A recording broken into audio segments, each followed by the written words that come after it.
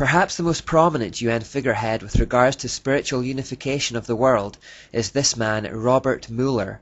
He died in 2010, but was Under-Secretary General of the UN for 40 years, and he is revered within the UN as the philosopher or prophet of hope of the United Nations.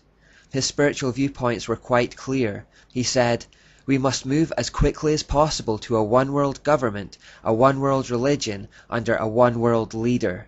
He believed that peace for this one-world order rested primarily on religion, saying, "Peace will be impossible without the taming of fundamentalism through a united religions that professes faithfulness only to the global spirituality and to the health of this planet." He also said, "My great personal dream is to get a tremendous alliance between all the major religions and the UN." Because he held one of the top jobs in the UN for 40 years, he obviously had huge influence on the goals of the organization, but the problem goes much further than that, because as well as being the driving force behind the spirituality of the UN, he also created something called the World Core Curriculum, which, as the name suggests, is intended to be an education program or framework for the entire world. He is therefore also known throughout the world as the father of global education.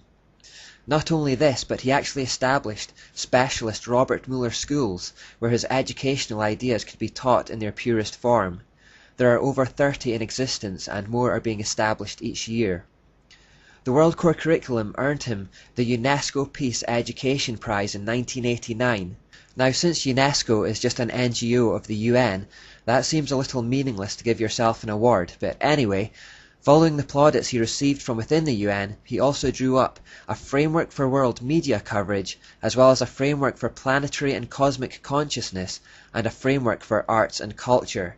Basically, these are plans for how they might dominate the information flows to influence the mindsets of the world.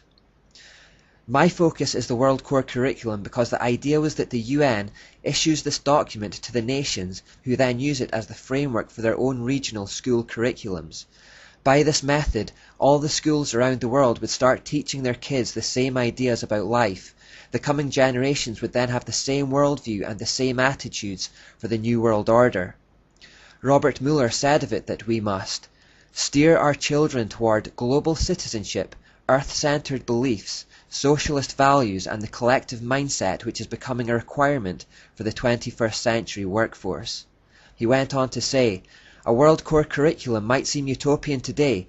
By the end of the year 2000, it will be a down-to-earth daily reality in all the schools of the world." Now, he was a little ambitious with the timescale, but the determination to see it happen hasn't gone away.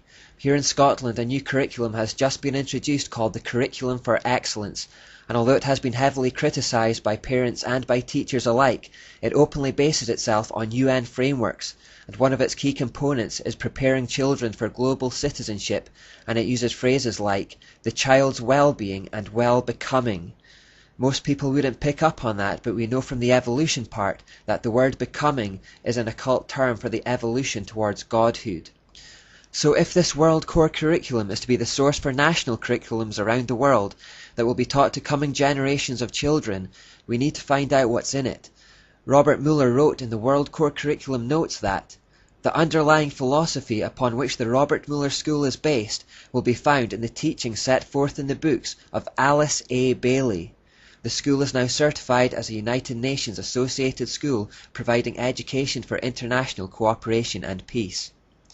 So this whole curriculum that is to be implemented around the world and which is to be fed to every child on the planet to prepare them for a one-world government rests upon the philosophies of this one woman called Alice A. Bailey. We better find out more about her.